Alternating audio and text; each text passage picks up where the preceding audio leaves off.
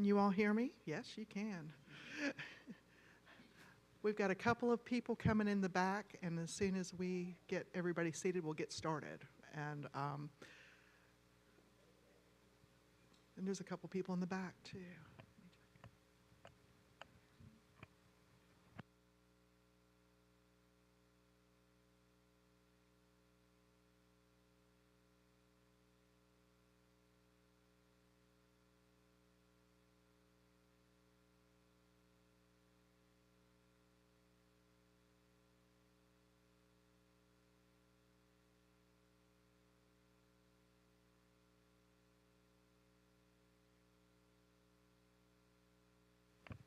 Well, good morning, everybody. Good morning. Thank you for joining us this Saturday morning after Halloween, which we did not put the dots together when we were planning this. My name is Michelle Michael. I'm one of the historic preservation planners with the town of Wake Forest, and Paige Regna is with me, and she is also a historic preservation planner with the town. She's the one who checked you in. We thank you all for coming. We received certified local government grant funds, which is part of the Historic Preservation Fund. We received a grant to conduct this GPR and cemetery workshop, and it allowed us to hire Stan Tech to come and do ground penetrating radar of 2 of our African American cemeteries, and then also host this public workshop. And we had the second workshop last weekend at Friendship Chapel Baptist Church. So this is our final workshop for this grant cycle, and we're glad you could be a part of it. We're going to start here inside, and Stan Tech's going to provide a brief presentation, and we have a little exercise, and then we'll go outside into the cemetery and talk about cemetery preservation and actually do a ground penetrating radar demonstration. So I want to introduce, first I want to thank Reverend Wilder for hosting us this morning. Thank you so much. And thank you, Janet Hall, for organizing this from the church's perspective. Thank you so much for your partnership. And I'll turn it over to Rebecca, we call her Becky, O'Sullivan, and Jonathan Smith, who are the consultants who have done the GPR, and we'll be talking to you all today about their findings. Thanks so much. Like Michelle said, I'm Rebecca O'Sullivan. I'm an archaeologist. I specialize in ground penetrating radar, and I also have done a lot of projects related to cemetery preservation. So I'm going to pass it off to John. Oh, you have one too. Okay. Yes, can you hear me? I'm Jonathan Smith. I actually live in Raleigh, but I'm originally from Edens, North Carolina. I'm an archaeologist as well. I specialize in dirt. And I was out here in August. You know, it was a nice rainy week, but we got it done and had a good time. Yes, the weather the last time we were here was much hotter and rainier than it's lovely now. We had a little extra humidity that week. So just a few other housekeeping things. There is a restroom that's up in the front of the sanctuary. There's another one that's down the stairs and go around the corner to the left is the women's restroom if you need it. I believe that, Michelle, do y'all have some bottles of water and snacks and things like that too for when we're outside if you want to have some little refreshments. So those are the main things. And like Michelle said, we're going to start out in here and then we'll go outside and then do some demonstrations and then come back in here to kind of wrap up and talk about some other things. And y'all should all have a folder with some materials if you took one. Also, there should be a little Post-it note on the front of your folder. If there's not, let me know. That will make sense in a second. We're going to do a little get-to-know-you activity. But, you know, just wanted to tell you again, thank you for coming out on this Saturday. I think if you got yourself, you know, out of the house the day after Halloween to come to talk about cemeteries, then you can probably classify yourself as a taphophile. And a taphophile is someone who is interested in or cares about cemeteries. So hopefully after the workshop, maybe if you're not a taphophile, you'll be a little bit more of one. And if you are one, then you'll be even more of one. But I really enjoyed historic cemetery sites. I got to learn a lot about historic preservation and cemeteries in my previous job when I was working for the Florida Public Archaeology Network, and we would do workshops like this all across the state of Florida. So they're wonderful places, and we'll talk about some of the different things related to cemeteries that you should know about, and you'll get to see the beautiful cemetery outside. So for our icebreaker, what I would like you to do, and there are some pencils that are at the front table if you didn't get it already, but I want you to draw your final resting place. And maybe some people have already figured that out for sure. Maybe you just haven't even thought about it before, but draw on your Post-it note what you envision as being your final resting place, and we'll do it as well. And I'll just give everyone a couple minutes to do that. Oh, sorry. And if you didn't get a Post-it note, I'll come around and deliver one to you. You should have kept your one from last week.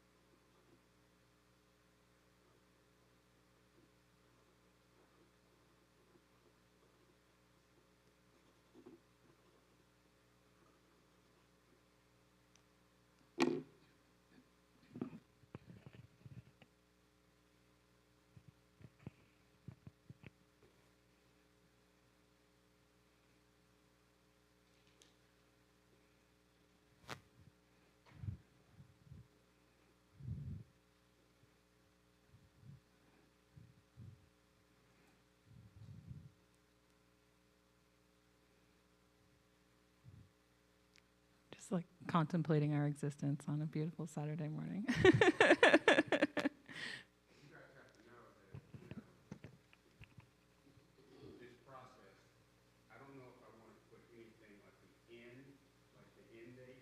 Yeah, I never do that. Yeah, because I'm superstitious, right? Like I just, I feel you on that.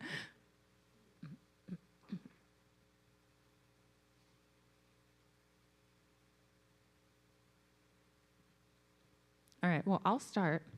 My final resting place, I really love cool old like iconography on old headstones. So like if you go to a really old cemetery and you see the ones where they have like a cherub head or like a death's head, like a skull with the wings and stuff. So I would like a headstone that has that. And obviously my name and when I was born and when I eventually die. And then my epitaph reads, "Don't dig me up," because I'm an archaeologist, so I know how that goes. John, you want to do yours? Sure. I have it. Oh, okay, you still have it. Yes. Well, for mine, I have a little mausoleum because my dad always said there's a road named after me. It's called One Way. So I will be on the family cemetery by myself, but I can look at my family. All right, so we're going to put you all on the spot, too. If you could just introduce yourself, maybe, tell us, briefly about your final resting place, and then what brought you here today. What are you interested in learning about cemeteries or any of that good stuff? And I'll pass the microphone around. I love going first. So my name's Bonnie. I live in Wake Forest. my son and I love going to cemeteries, and I'd love to just have a little bit more knowledge, when we go there that I can share with him. So kind of what to look for, things that might not be super obvious. And mine is just honestly wherever he wants to go visit. But I drew like a tree with a breeze and sunshine. My name is Ron. I'm from Richmond, Virginia area. I'm just kind of generally a history guy, so it's all kind of in the same vein stuff. So very similar, just a tree, no marker. That's it. I'm Veronica. I'm from town Forest, not from, but I live here now. And I'm here mostly just because I have a deep interest in sort of how we honor the dead. I grew up in Italy and in Naples in particular, so catacombs and seeing skeletons and so forth and how we honor people afterward is very much in my history. So similarly, I have myself in a mausoleum. And definitely in a way that my family members could come and see my husband and I on display and to remember us as in death. Good morning. My name is Lucinda, and I'm a resident of this area. And I'm here because I may have relatives that are in an unmarked grave. And I just want to be put away in the plot whenever.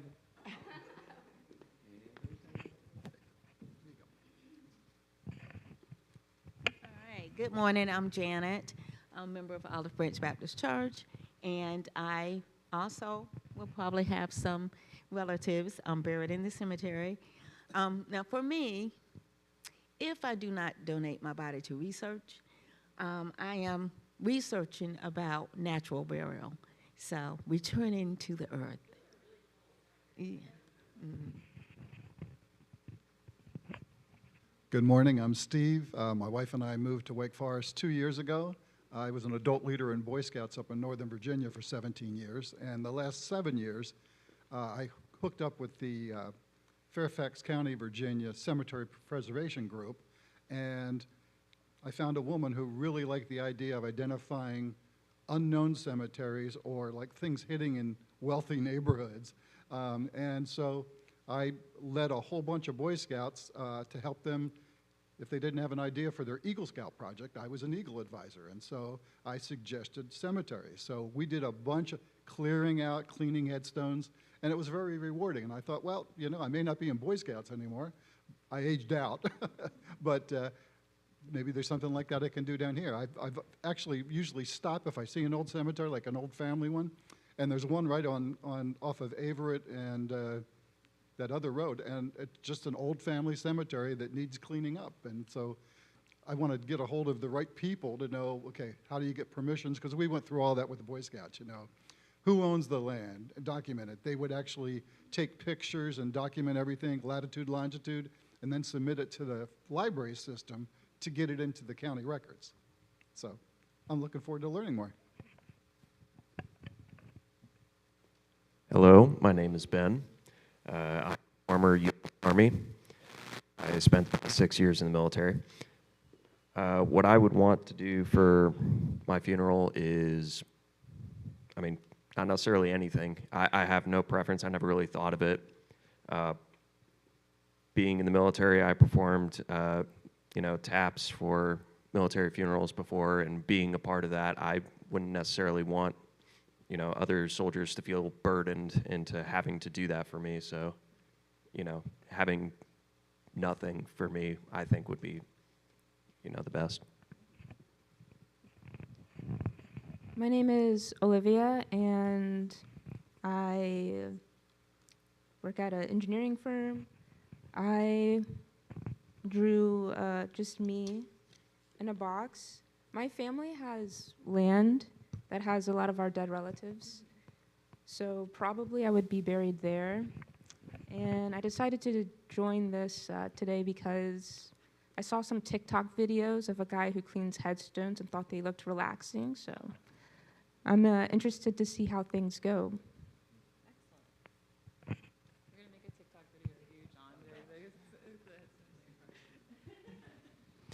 Hi, I'm Boyana. I work with book and paper conservation, and so anything conservation, preservation related, I'm very interested in. So it's a great opportunity to learn about also application of that here in North Carolina. And I think thinking of my final resting place, I think being buried among loved ones and then as a place to gather. I grew up going to visit like my grandparents' grave and taking food and leaving kind of flowers and stuff. So I think of more of the opportunities for loved ones to leave things there. So. Hey, I'm Christina. I'm from Wake County. I drew a hillside cemetery. I love the mountains. Anytime I travel somewhere new, I try to visit a cemetery. And a couple weeks ago, I was in Cataloochee, and it was just like the ultimate piece, just being in such a remote area and seeing the care that went into preserving these final resting places. So.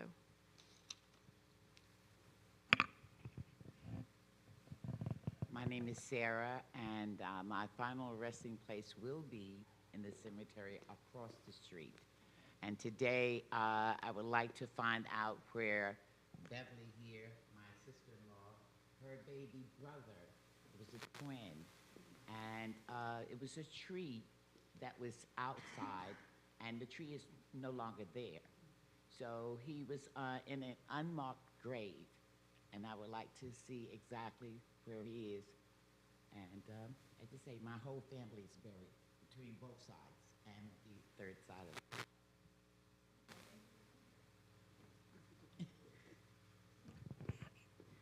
Hi, I'm Lucy, and I live in Raleigh, North Carolina. I also work in book and paper conservation, so anything preservation-centric I'm fairly interested in, specifically related to the state, too.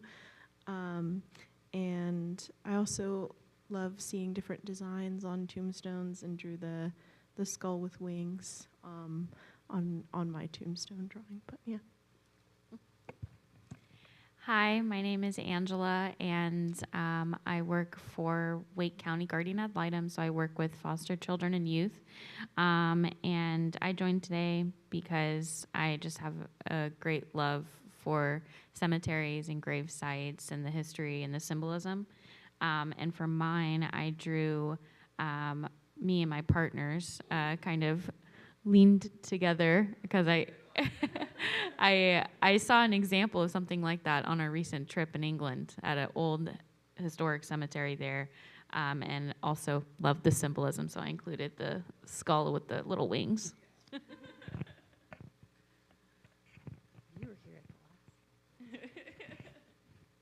Good morning, everybody. My name is Gary Smith. I've been in Wake Forest for 17 years. I'm an area photographer, and I'm just helping out and trying to preserve my work forever. When I'm finally gone and my organs are all used up for whatever they can help other people, my body's just going to go to science.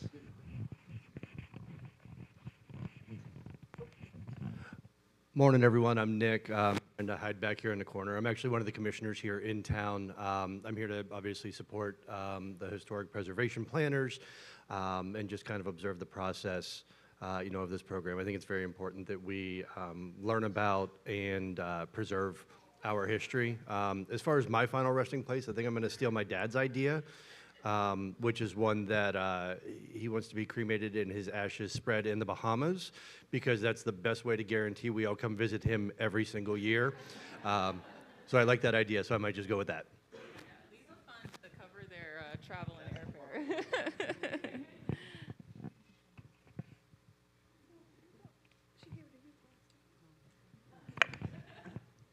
Well, that's Carson. She's my cousin. She's been extra quiet today. But my name is Edna Hall. I'm here because, I use the better word now, being inquisitive instead of just being nosy about what's going on. And I said my final resting place since I forgot to have kids.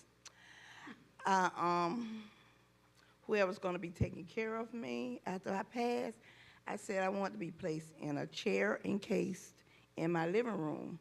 That way, if people come see me, they won't have to worry about me doing most of the talking. So I'll just sit there. Y'all laughing, I'm serious. So that's it, but I don't know if it's going to be granted or not, because I guess I ain't going to know nothing about it. My name is Tilda Cottle, and you know, my husband knew this before he left, that I had to be close to him in his hometown cemetery.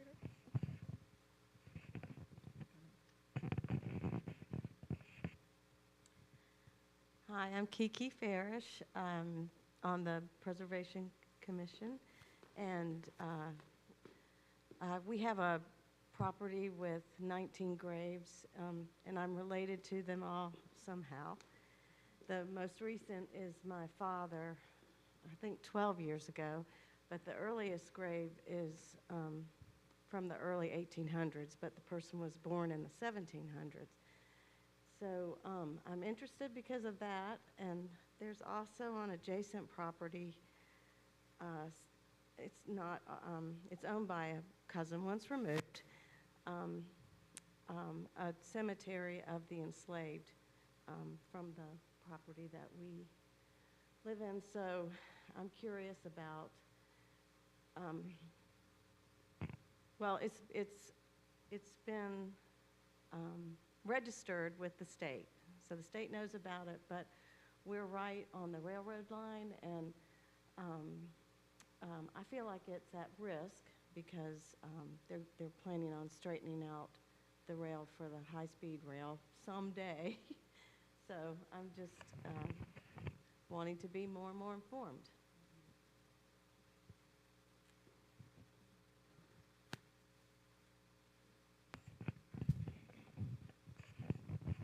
My name is Phyllis Moore.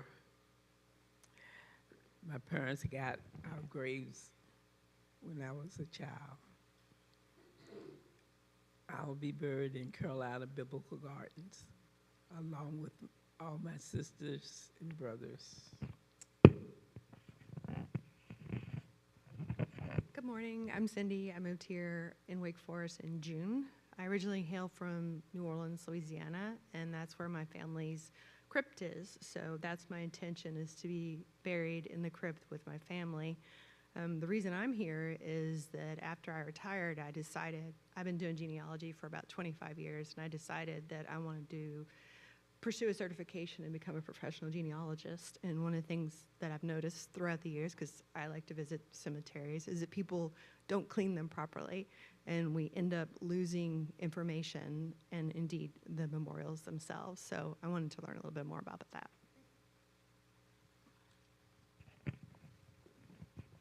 Hi, my name is John. I've lived here in Wake Forest for 5.5 years. And both myself and my wife are genealogists, not professional, but I would say we're beyond beginners. So we have done a lot of research on our family, traveled throughout the United States, and in doing so have been to a lot of cemeteries where our ancestors are buried. And I can relate to some of those New England headstones up there with the skulls and so forth.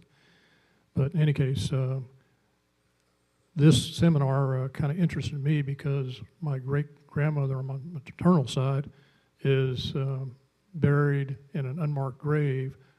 I know roughly where she is, and I wish I had one of those things when I was up there a couple of years ago, see if I could find where her actual grave is. In terms of where we're going to be buried, my wife and I are pretty finicky in that we have decided that we wanted a cemetery that's got character to it. And so we have already bought our plots at the Oakwood Cemetery in downtown Raleigh. And so we have our plot already set aside. We haven't got our tombstone yet, but we're working on that. So that's where our final resting place will be. Good morning. My name is Frida Hall. I've been visiting cemeteries ever since I was a child also.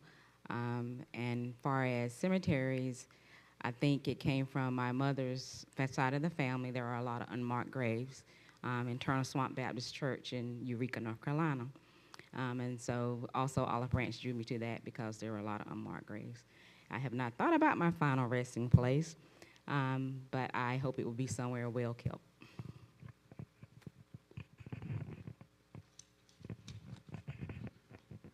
Good morning, everyone.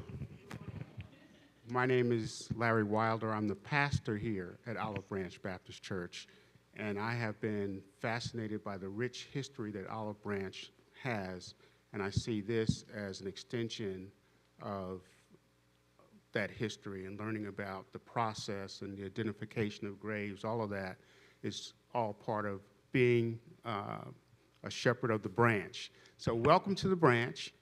And for my headstone, I just have, here lies Reverend Larry Wilder, man of God, husband, father, teacher, birth date, and there's nothing on the other side of the dash. Thank you very much.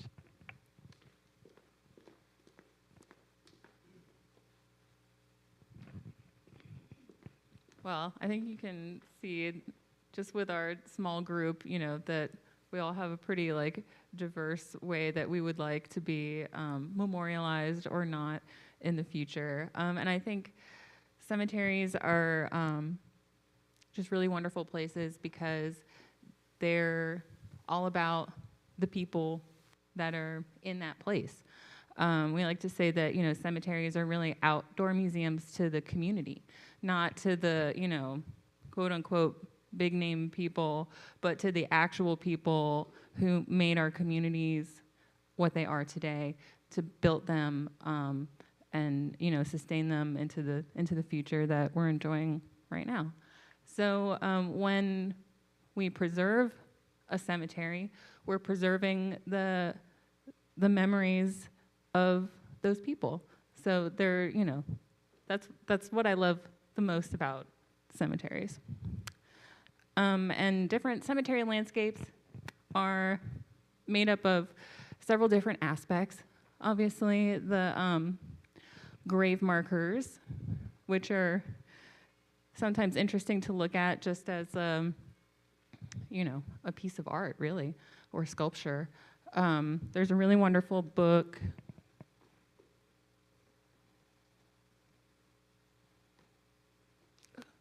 that I have up here under all my other books that I have up here. It's called Sticks and Stones, and it's all about cemeteries in North Carolina, historic cemeteries in North Carolina. So I have it up here if anyone wants to look at it later, but you know, it shows some of the diversity of grave marker types through time in North Carolina, and you know, the styles change through time so they can give us information about when that person passed away. And then also they can give us information about their culture, religion, you know, background, and those sorts of things. So in the Olive Branch Cemetery, you know, we have lots of different styles of markers. These are a few that I think are, you know, interesting in general. There are lots of field stones that are out in the cemetery. Some of them are, you know, kind of cut to look like the shape of a headstone. Some of them are, you know, more just like a natural stone. These vault, or what they call ledger markers, that are kind of like a concrete vault on the surface. You know, some of the threats to those grave markers could be that the vault gets cracked or that sort of thing over time. My absolute favorite ones, that there are a few in this cemetery, are the vernacular or the handmade markers, usually made of concrete. And those are so great because a lot of times they'll have actually the handwritten wording of the name of the person on it. So you see, you know, the handwriting of that person who wrote that marker for the deceased. So those are really cool to see. And then very small and kind of easy to miss are the little funeral home markers. Those are usually made of metal. A lot of times they'll have the name of the person on it, and a threat to those is that they can very easily get kind of like pulled out and moved around and distributed. So these ones that are marked with the funeral home markers are usually most at risk of one day becoming an unmarked grave, just because of how easy it is for those to get moved around. So also that can be used to actually mark graves are the plants in historic cemeteries. So, you know, you walk into any historic cemetery, you might see a big cedar tree, a big mature oak tree. Those are pretty common, but also like smaller plants like yucca plants, periwinkle, and then also like bulb flowers like daffodils and lilies and that kind of thing. John, do you want to talk a little bit about ones that you've seen when you're tromping around in the woods? I'm always stumbling upon the cemetery when I'm doing my field work, you know, the ones that have been lost in tree farms. And usually we will see yucca plants and periwinkle, cedar trees, and, you know, daffodils, of course, but it doesn't always mean that it's a cemetery. It also just be a historic house. But also we're always on the lookout if there is a yucca plant, just be a little more cautious and see if there's any depressions in the ground, because sometimes there's not even a field stone or a marker, but usually they are marked with yucca plants. So I do stumble upon these a lot in Southern Virginia, a lot. And I found like 2 cemeteries the other week on a project. So a lot of cemeteries can be overlooked and forgotten. So usually these are really nice because these yucca plants just keep growing and growing and they never go away. Yeah, that's why they're the century plant, right? Oh, yeah. But, you know, for those of you who are interested in unmarked cemeteries and that sort of a thing, you know, if you're walking through the woods, you see some depressions in the ground, you see a lot of periwinkle, or, you know, it's springtime and you see some daffodils coming up, like that's, you know, red flag that it could be a cemetery site. Those are the things to kind of look out for. And also the objects that are left on the graves in historic cemeteries are, you know, a grave marker for that individual. Throughout the Southeast, especially in coastal areas, I live in Florida, so, you know, shells in historic cemeteries are really common, especially like whelk shells, like conch shells, but even like clams and oyster shells and those sorts of things. Those are a common object that are left on graves. Sometimes personal items in historic cemeteries. I worked on a project a few months ago. It was a historic sawmill cemetery that was way out in the woods in the middle of nowhere. And the cooking pots of the people, they had left them on the locations where the graves were. And there were no grave markers. We did GPR there, but you know, the cooking pots and then also some of the really pretty like glass vases and stuff was all that was left on the surface. So looking for objects like that is another good thing to look for when you're looking for these unmarked cemeteries. Well, so there are a couple different connections, especially for African American cemeteries. Shells that go back to traditions that come from Africa. So in some West African religious traditions, death in the underworld is linked to like the water and the ocean. So the shell is kind of connecting that person to the water, and then it's also connecting them like back to Africa, you know, and the underworld and death. So that is one kind of interpretation of the shells in cemeteries.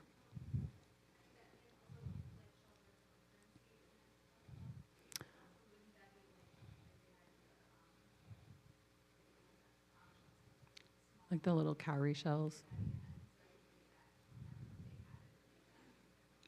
Yeah, I don't know. Mm-hmm. So yeah, and the last is, they also kind of more circuitously kind of connects to that connection to the ocean and water is objects that are white, like even like pebbles and white pebbles and stuff that people have on their graves now. It kind of goes back to that tradition with the white shells left on graves, and reflective objects or objects that would produce light, like a lantern. You know, that,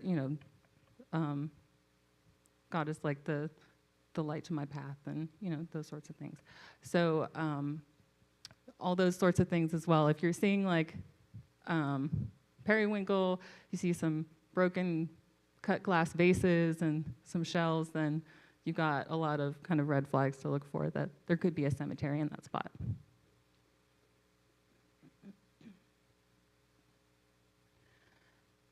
So in terms of preservation, like I said, these places are museums to our communities. Headstones, a lot of times, they could be the only historical document that speaks to that person when they were born, when they were died. So if we lose that headstone, we lose that document. So preserving these places and documenting them is very important. And the most important thing that you can do in North Carolina to help preserve a cemetery is to get it on the state site file. So if you got a folder, inside your folder is a cemetery recording form. It should be right in the front pocket, I believe, or maybe it's in the back pocket. And anybody from the public can record a cemetery. Yes, ma'am.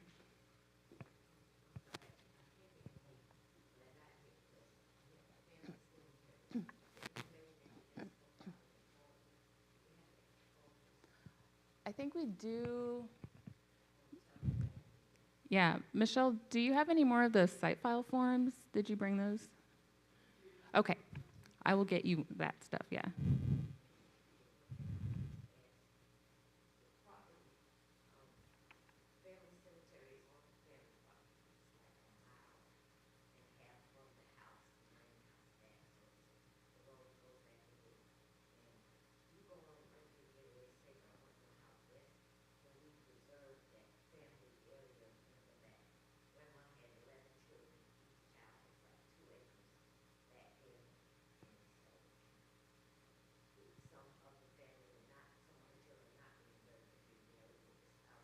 Mm-hmm. Mm-hmm.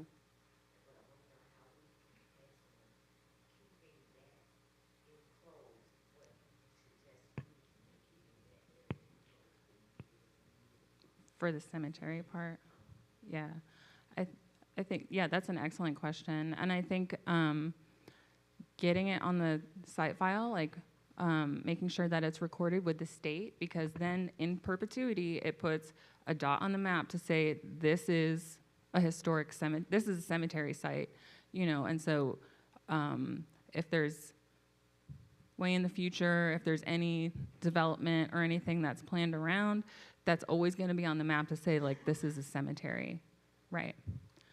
But then also, in that situation, thinking about maybe even like an easement or something to set that cemetery aside as its own kind of parcel that's marked as like a cemetery. That could be something too to think about too. But I would say the first step is definitely get it on the site file. And on the last page of that form, there's the contact information for, y'all in North Carolina are very lucky because you have a historic cemetery coordinator who works for the state. Her name is Melissa Timo, and she's really wonderful. And if you need help filling out the form or figuring out if your cemetery is already on the site file, she can help you with that. And so it has her contact information in there for you. But, besides that, taking lots of pictures of the cemetery, maybe doing transcription of the headstones, and just, understanding the boundaries of your cemetery are very important. That's where the GPR really comes into it. Because there are a lot of threats to cemeteries. Tree falls, erosion and flooding, even the maintenance practices that we use in cemeteries. Like this headstone, you can see it's got all these scars on it from weed whackers that have been used to cut the grass around it. Once headstones start to tilt, they're more likely to fall over or break. Once they fall over or break, they're much more likely to be stolen or covered up and lost. So making sure that, headstones stay upright, that they're not tilted. That's really important for their long-term preservation. So I have a quick little headstone transcription kind of game for us to do. Let's see how we do. So this is kind of a fun thing to do. When you're transcribing a headstone, obviously you want to take a picture of it, but also it's good to take like a physical transcription and kind of write it out. And we want to transcribe it exactly as we see it. So if something is capitalized, we keep it capitalized, lowercase, keep it lowercase. If there's something we perceive as being a misspelling, maybe it's not. You know, keep it as it's spelled on there. To go to a new line, put a slash. If there's something we need to transcribe on another side of it, put 2 slashes to show that you're going to a different side. And if you can't tell what it is, put an underscore. And just in general, I would say, like, don't use like flour, chalk, or shaving cream or anything to put on the headstone to try to read it better, because it's really bad for the stone and it can cause damage over time. And while they are really cool and look really nice sometimes, don't do any like headstone rubbings, especially on old gravestones, because it can, you know, help to kind of like push them over and tilt them and cause damage.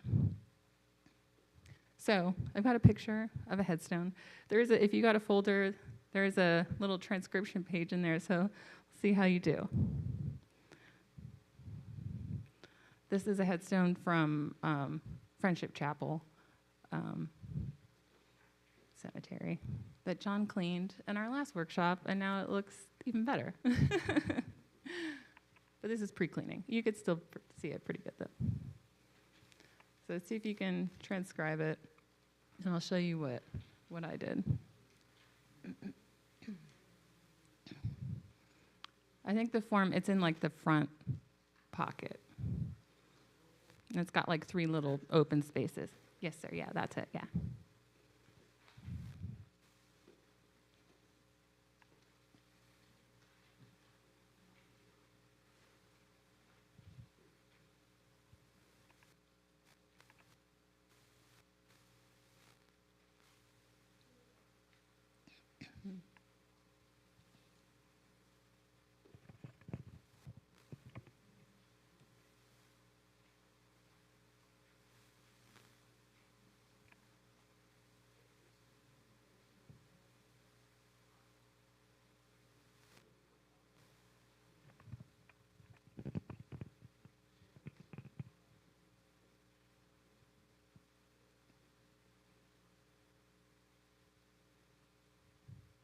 And it's a pretty big TV, but if you're in the back, it might be a little, a bit of a squint.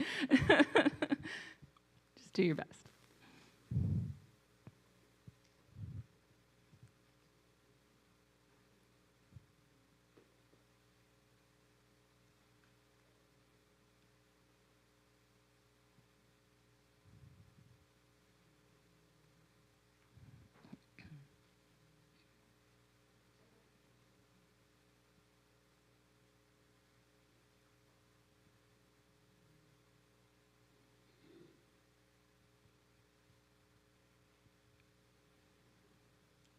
And this sort of thing, also great project for Boy Scout group, youth groups.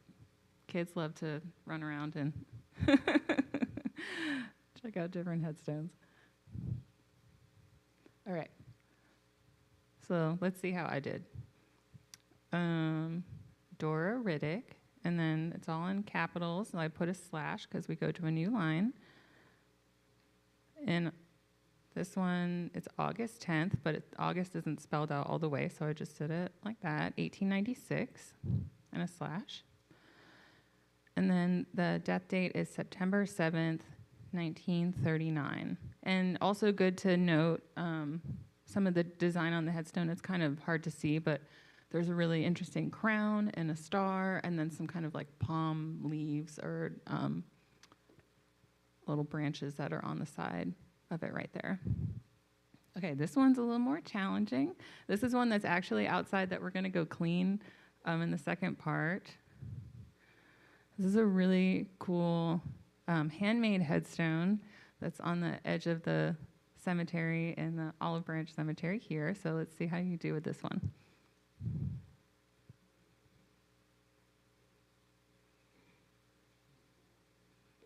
Yeah, and after we clean it, we'll see if it's more legible. Yeah, it should clean up. Yeah. Pretty good. It's going to look good.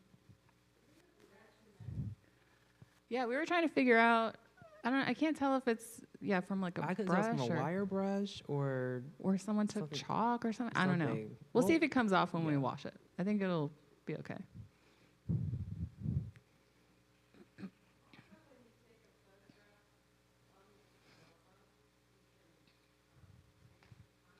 Yes, yeah. Yeah, she was just saying, when you take a picture, like on your phone, you can play with the contrast. Also, if you kind of go out to the cemetery, either in the morning or in the evening when there's like a low angle of light, that can be really helpful too, to make them show up a bit better. And what? Yes, yeah, definitely.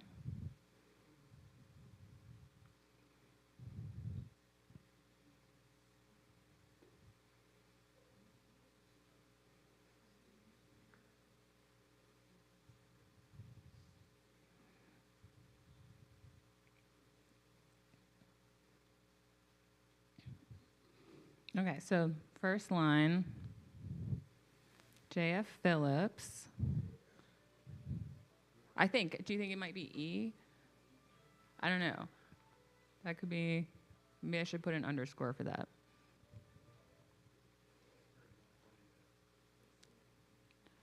Age, 70, and then I couldn't read the second word really, so I just put some underscores, but maybe after we clean it, it'll show up a little bit better. I could say male, but... Yeah, like maybe, or I don't even, yeah. We'll find out. Next, 1896, at rest with God. So, yeah, some can be more challenging than others, but, this is just one way that you can create that permanent document to make sure that this historical document is preserved somewhere forever. Like, sometimes for projects, we'll come, use like a old cemetery survey where, the DAR or something went and transcribed like every headstone. And then so many that were there like in the 70s, 80s, 90s are not there today. And so that information is just like in that book. So by, documenting these headstones today, we're making sure that decades from now, generations from now, those names still live on in some way. All right, so I'm going to really quickly talk about GPR and the results of the actual GPR survey that John and I did here at the cemetery before we go outside, and y'all get to push the GPR around too. So ground penetrating radar, GPR, it's what we call a remote sensing technique because we aren't actually disturbing the ground. We don't have to dig into the ground or do anything, and we're able to kind of see or get a sense of what is actually beneath us. So the GPR, well, there's another GPR that's right there that's just hanging out waiting for us.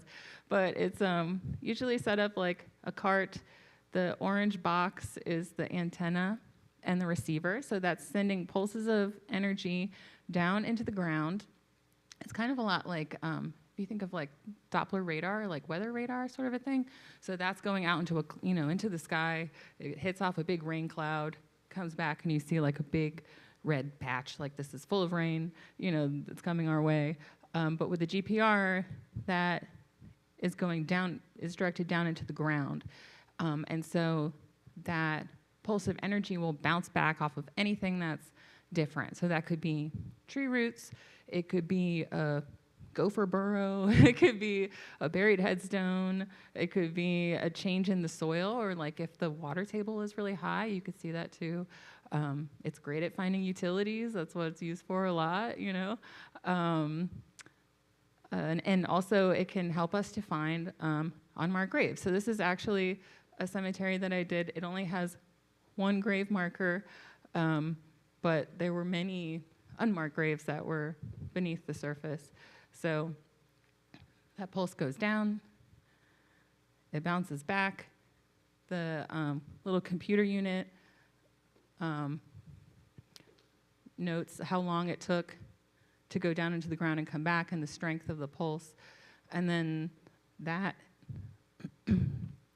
information is kind of like a readout on the screen. And so I'll collect lines of data across the entire cemetery, and I can see it kind of as I'm walking it, but then I'll also put all the data together in a computer afterwards, and that's when I can really kind of tell what's a grave and that sort of a thing. So on this one, you see all these kind of little curves or echoes. That's the top of the coffins that were in that spot, and that's that same actual location. So that's 5 unmarked graves that were there.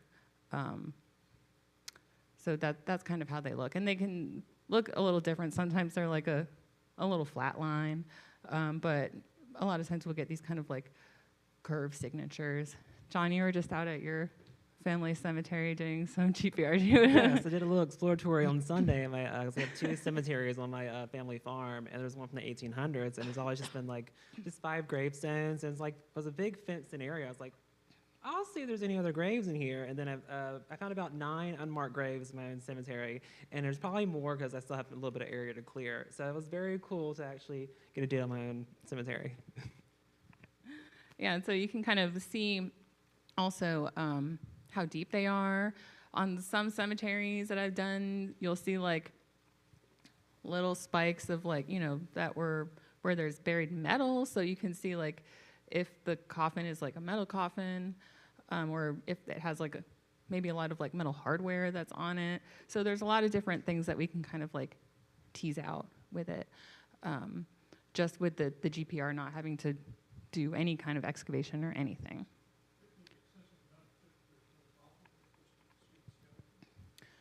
Well, it depends. Like it depends a lot. I'll talk about it, but it depends a lot on the sorts of soils. Sometimes all you'll see is the kind of filled-in hole where the grave was dug, or like the grave shaft. That's the only thing that'll show up, especially if it's like you have really kind of like hard clay soils, because the soils for the grave shaft will be like still a little bit less like compacted than the stuff around it. So that will kind of show up almost as like a negative area. You might not even see the coffin at all, but you'll see the pattern of the grave shafts across the cemetery. So it depends on the soils, the age, the location, that kind of stuff. But those are the sorts of things we look for. Yes, ma'am.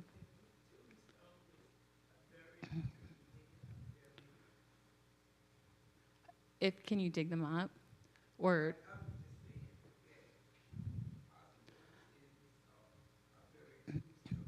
yeah, sometimes the GPR can pick up on, if there's like a buried tombstone or headstone. I've seen that before.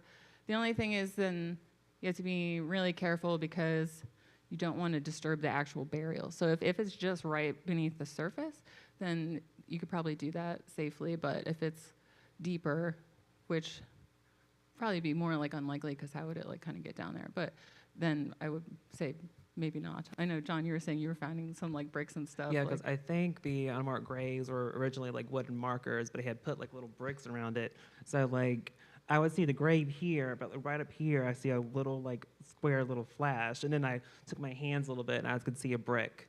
So I kind of exposed the bricks a little bit on top of the surface. Mm-hmm. Yeah, but not too deep, so you weren't not too disturbing deep. It's anyone. like right below, like a couple, like 2 inches down.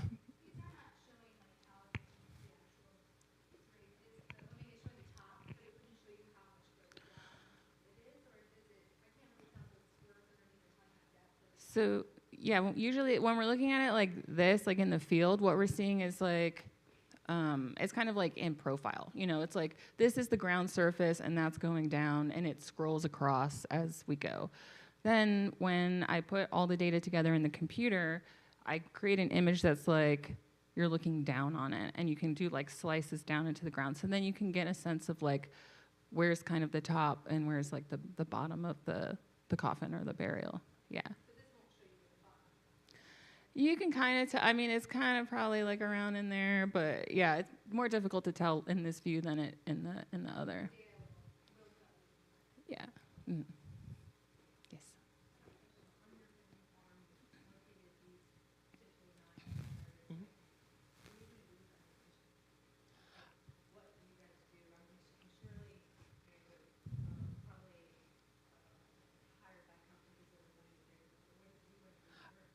I'm gonna get some markers, like actually like crosses, and like put there where, because I already marked them with some flagging. So I'm gonna go back and actually put some markers on them, so we'll have that. I don't know who they are, but yeah. Well, true. No, but we are missing some people. Like we don't know where they're buried because my great great grandmother Mary Jane Hudson, me and my aunt were like, we don't know where she's at. We don't.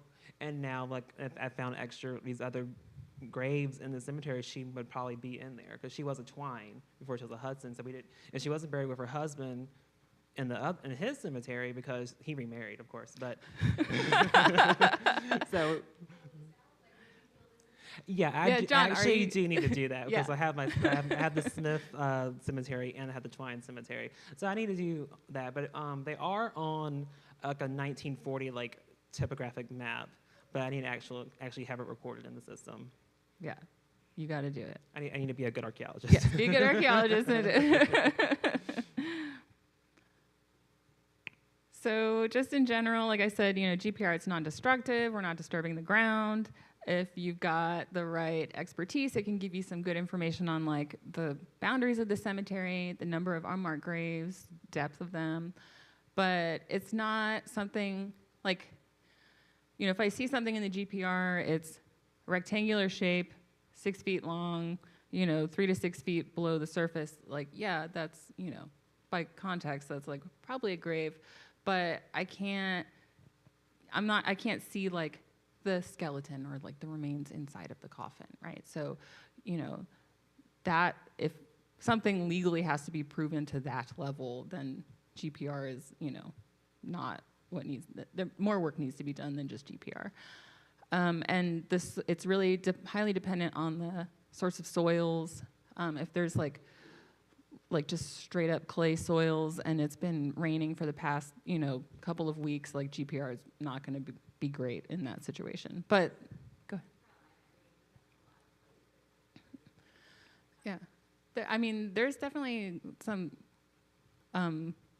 clay, here and the other one, but we had really good results. So as long as it's not like straight up clay all the way down, it's pretty good. But it depends. And there's different maps that I check beforehand to see like if it'll, be a good spot for it or not. If in the future you're looking to hire someone to do GPR, my main recommendation for cemetery sites is just find someone who's an archaeologist and has that background and training. Don't hire like necessarily a utility locate company because it's just kind of pretty different sort of a thing. In some states, they have actual like requirements for if you're doing work on cemeteries, you have to be an archaeologist, and that's something they're doing like in Florida, where I live. So yeah, there are lots of really great archaeology firms or engineering firms that have archaeologists that can do this kind of work. So seek those ones out. Make sure that they're actually collecting the data and doing that kind of like processing step, and not just kind of like walking it around and like marking them in the field. And then we always do our survey transects like perpendicular to the direction of the grave so that you're crossing the grave as many times as possible. So that's another thing to look for. Okay, so quickly for the results for our survey here. First we started out and we did a survey of all the grave markers. So we got GPS points on all the grave markers out there. And I think there were like 86 individual grave markers. Some of those have like 2 people on them, so a couple more people than that. But you can see how they're kind of clustered up here in the corner, that's right here, and then down at the southern end over here, and then not so many in this area here. When we did the GPR survey, they showed up really well. So this is those slices going into the ground. like I was telling you, when I, put all the data together and kind of like process it and clean it up. So I'll look through each slice going down and then pick out the graves as I kind of go down. So it's kind of hard to tell from this one, but you can see a little bit of the pattern, these little things right in here, especially down on the south side. You can see them in really good lines down over here. And then I'll draw some little shapes over all of them and mark them. And so this is what we found in the survey. So you can see we have a lot more that are in this central area and all up in here than what was just with the grave markers. So I think in total it was 222 unmarked graves, in addition to the number of grave markers that are out there. So it's really, really neat to see that. And now, we know where all those folks are at for the future. And then also we're able to kind of see the depth of the burials. Some of them, they're not as deep, but they might be one of those vault types. So that's just kind of like the marker type. But we do have some that are like a little bit more shallow in this central part, which are like unmarked ones. So that's important to know, like, if there's a lot of erosion in the cemetery or any kind of like issues like that, just to make sure that that doesn't continue and then the grave gets disturbed eventually. It's in metric, I'm sorry.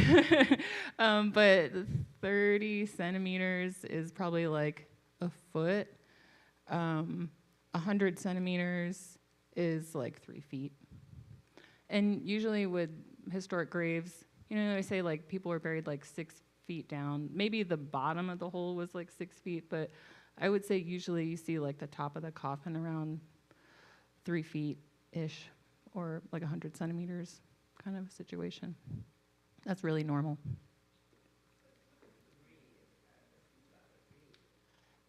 This one here, that one's like a vault one, so that's why it's really close to the surface, but it's in one of those concrete vaults, so it's not really like in danger or anything like that.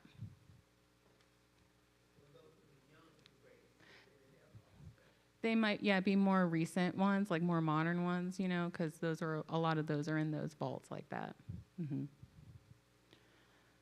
So, like I said, 222 are completely unmarked graves. They were all really well organized in rows. Some of them were kind of aligned more to the road. Some of them were aligned really true east-west, and those are more like in the unmarked graves that might be in like the kind of older part of the cemetery. They're like little family groupings, all sorts of things like that. We also found this grave marker that was covered up in the grass and uncovered it, so that was a neat one to find as well. And we made up a map of the results that's on that board over there, and we'll leave that with y'all so that you have it so people can see it and see the results and where people are at.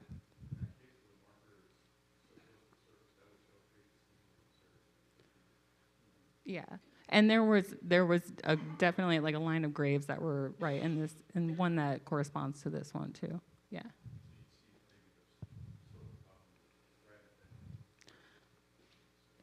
Yeah, like I think it was like, just right down here. Maybe we can walk the GPR around there when we go outside and do that part.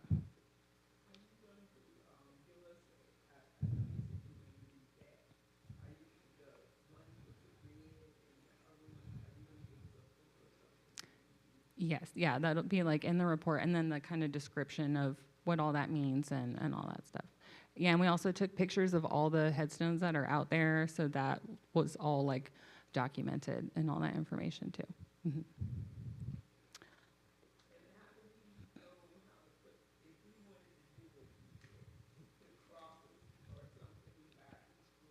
Mm-hmm. I have like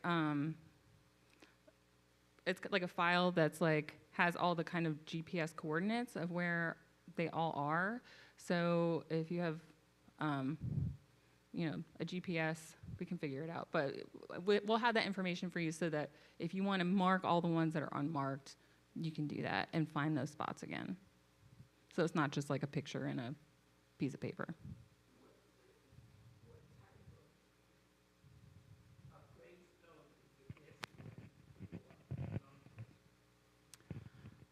I know a lot of cemeteries now, they like to use those, like the kind of small tablets that are like made of granite, because granite is like, it's really hard to break.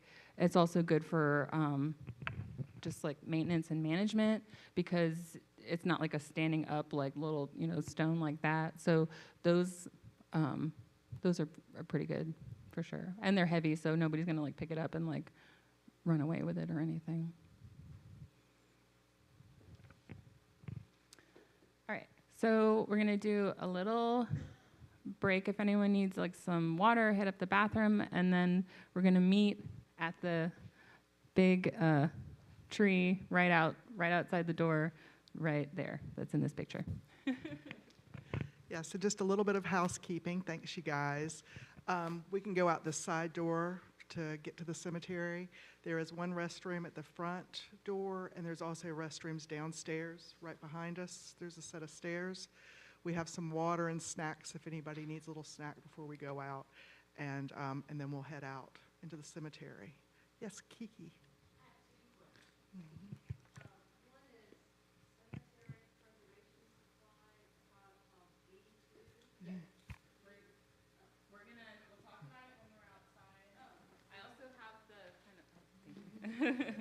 I also have the kind of spec sheet for it up here, and a big jug of it that this and the other one that we're going to use outside that goes to the church, so y'all have this. But this is what we recommend for cleaning headstones. This is the same thing that the National Park Service uses for military cemeteries, and it's safe for any kind of material that a grave marker would be made of. So concrete, marble, granite. But yeah, we'll show you how it works, and we'll use it outside. Yeah.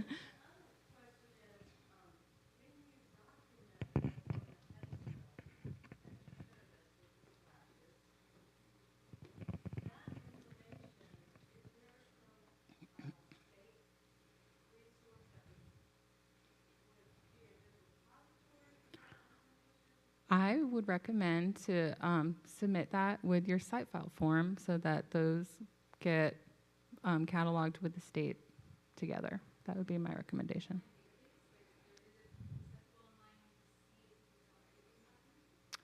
I think for cemeteries for North Carolina here, you have to actually like email the Office of Archaeology and see if it's there, and they will tell you. Because I have to go down when I have to do projects and like look for anything within a mile or 2 miles in. I have to go myself and go down there and pull. But as a citizen, you can go in there and ask, like, or email.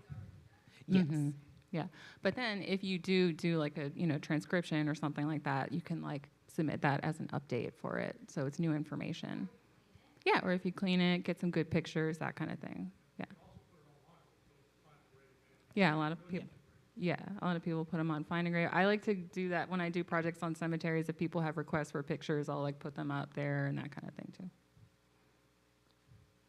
All right. Okay, we'll meet you over by the tree.